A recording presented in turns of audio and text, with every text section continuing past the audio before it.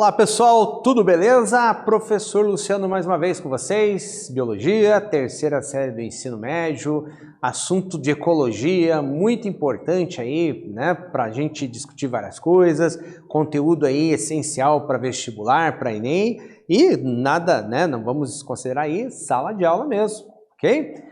Só que hoje a gente vai falar sobre os ciclos biogeoquímicos, agora com base no oxigênio, que é um importante elemento também na natureza, importantíssimo por sinal, tá?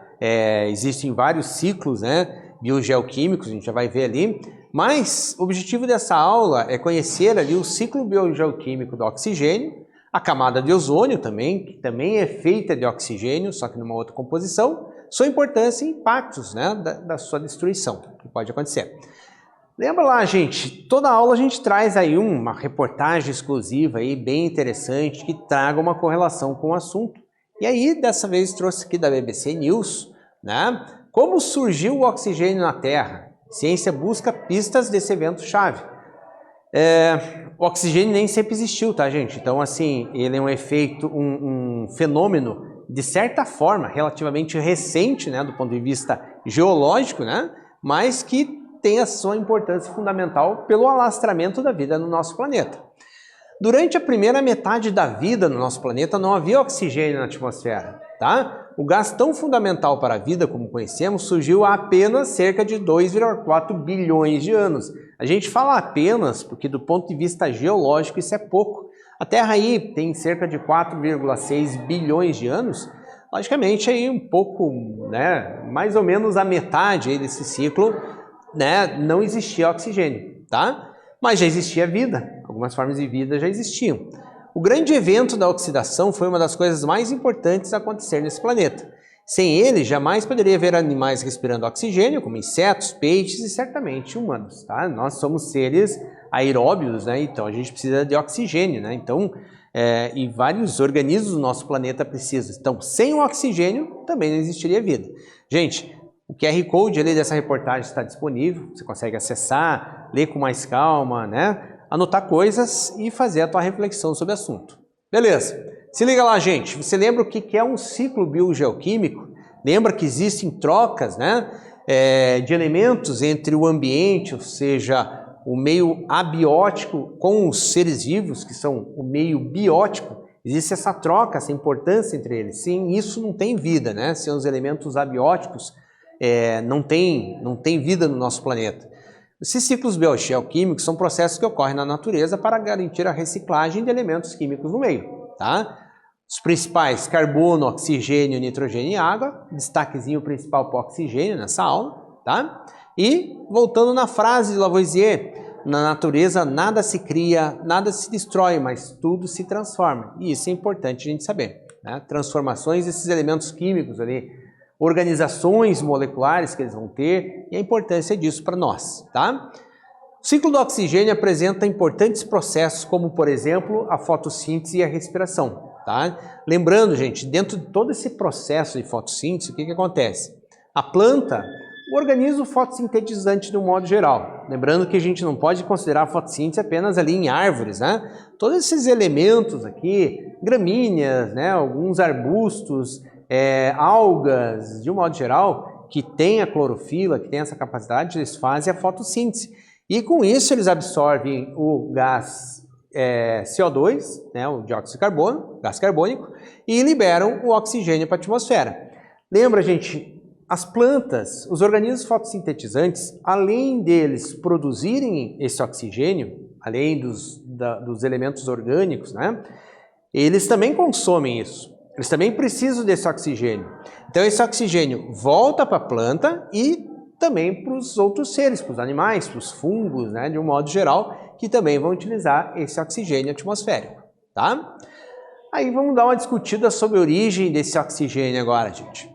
Ele surgiu a partir de organismos que utilizavam a energia da radiação solar para produzir açúcares a partir da água e gás carbônico, ou seja, provavelmente a partir da fotossíntese, tá? Com isso, houve lá um momento em que começou a se produzir esse oxigênio e esse oxigênio acabou se acumulando na atmosfera.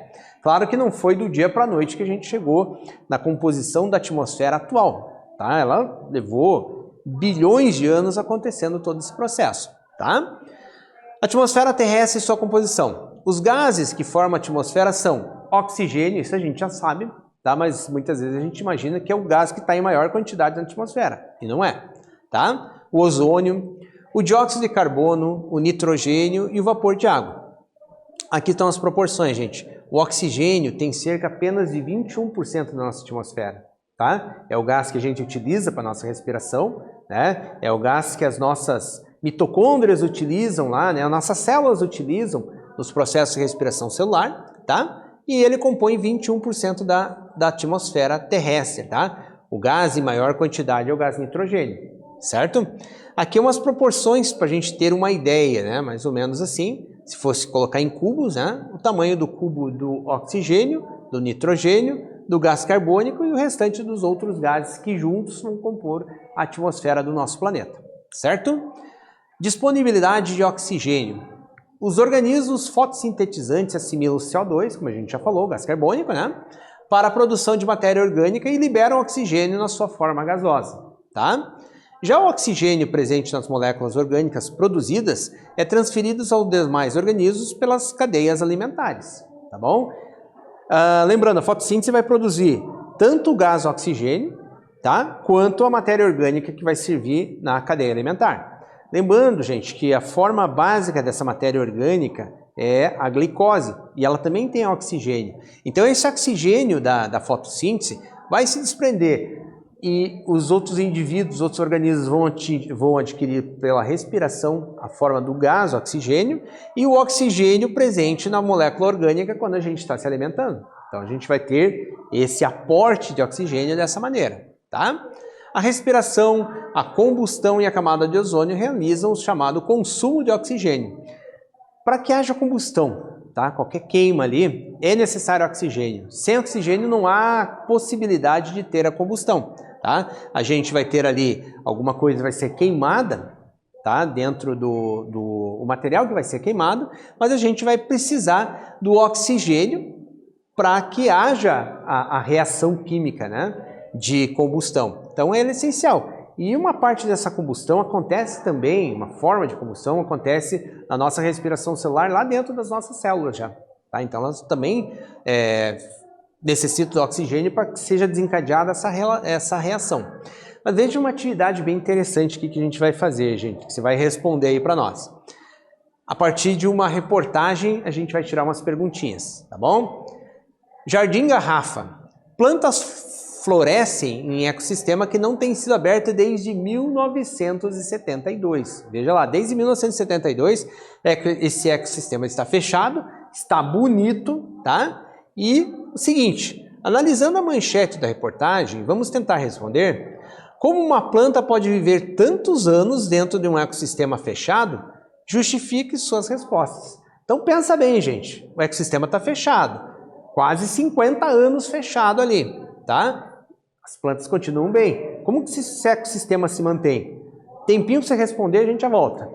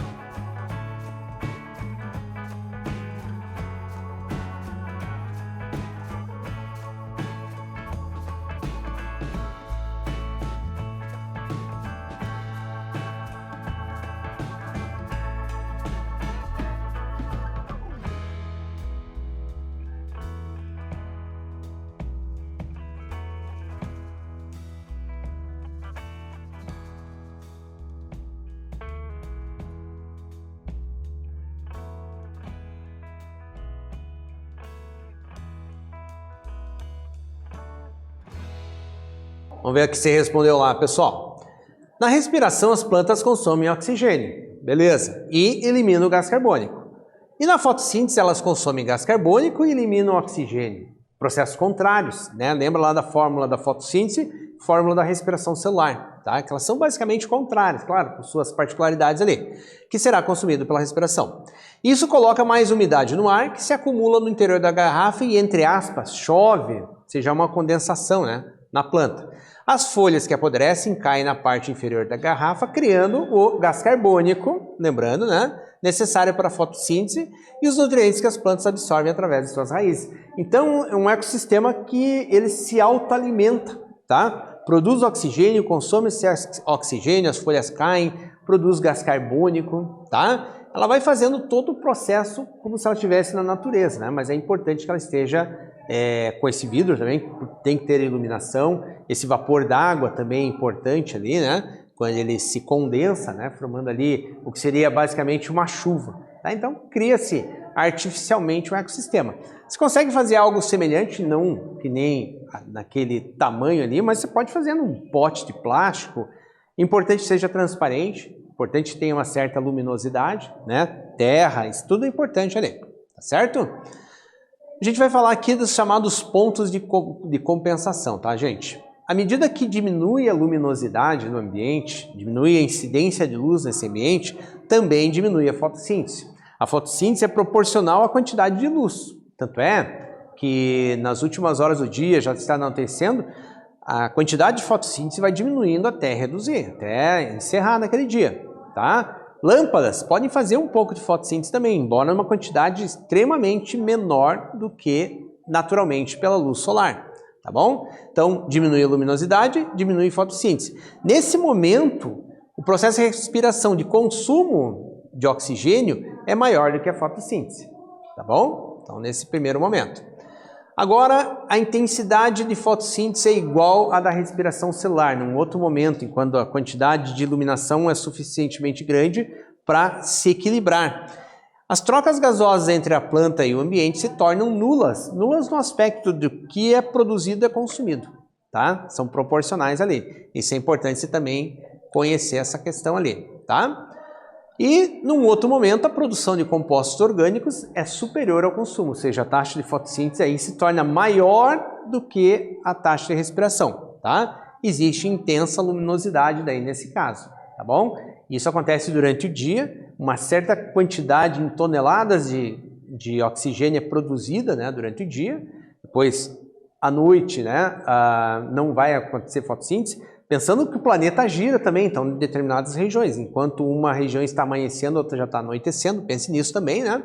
Mas num determinado momento, naquele momento que foi medido, essa produção de fotossíntese é maior do que a quantidade de respiração. Então, daí nós temos um superávit nesse caso ali, tá?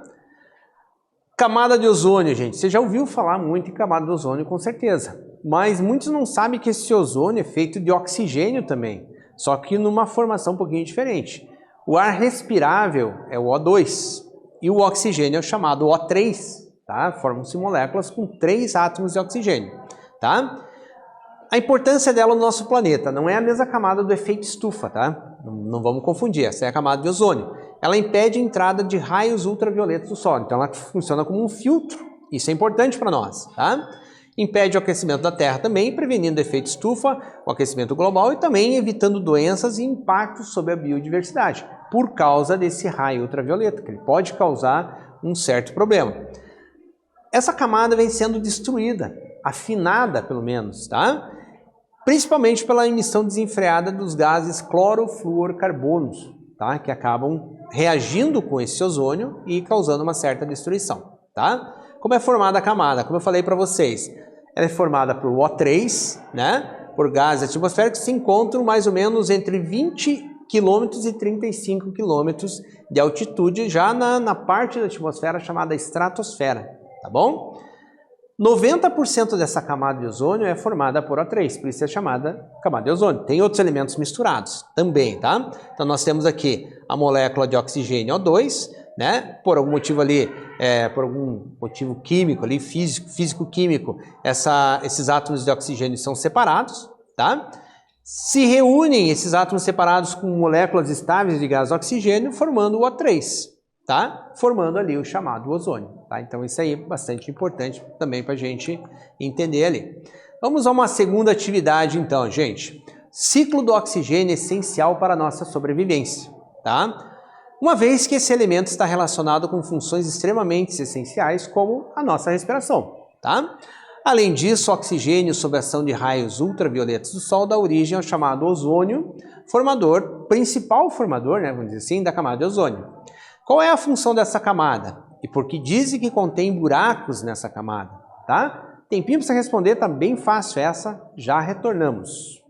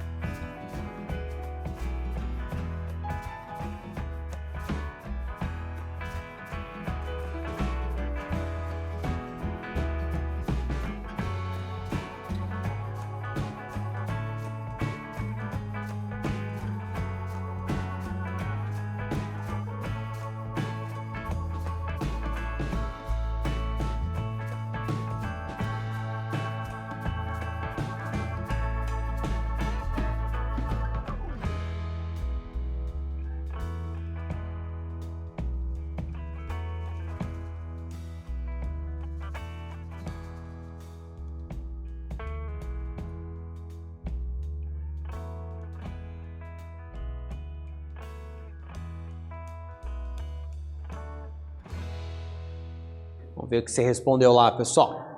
Camada de ozônio funciona como um filtro protetor, diminuindo a incidência de radiação UV no planeta. Esses buracos, né, são regiões da estratosfera onde a concentração de gás ozônio caiu abaixo de 50%. Já podemos chamar de um buraco, né? A principal causa do surgimento desses buracos é a liberação dos gases clorofluorocarbonos na atmosfera.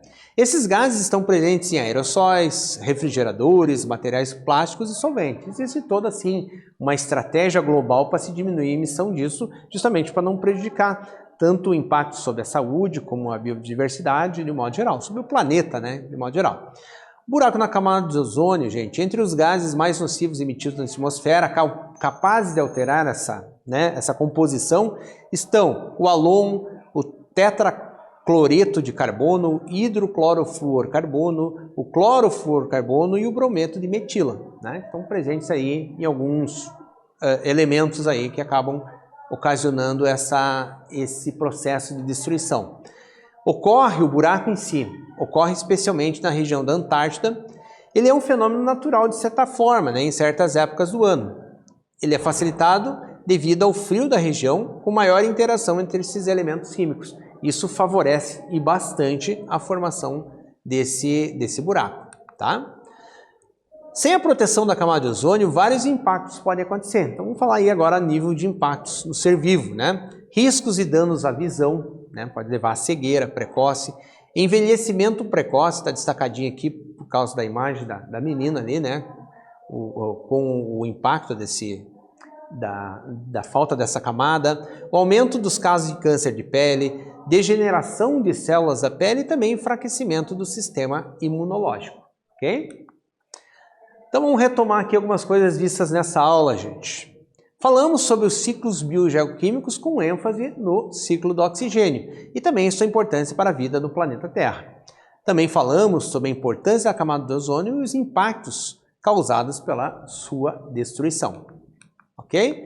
Então, gente, espero que tenham gostado dessa aula, espero que tenham absorvido. Busquem mais, tanto na internet, nessa aula mesmo, com o seu professor, livro didático, se aprofunde o máximo que você puder. Você vai usar tudo isso, não só para um vestibular para o Enem, mas para a nossa vida de um modo geral, ok? Até uma próxima, muito obrigado!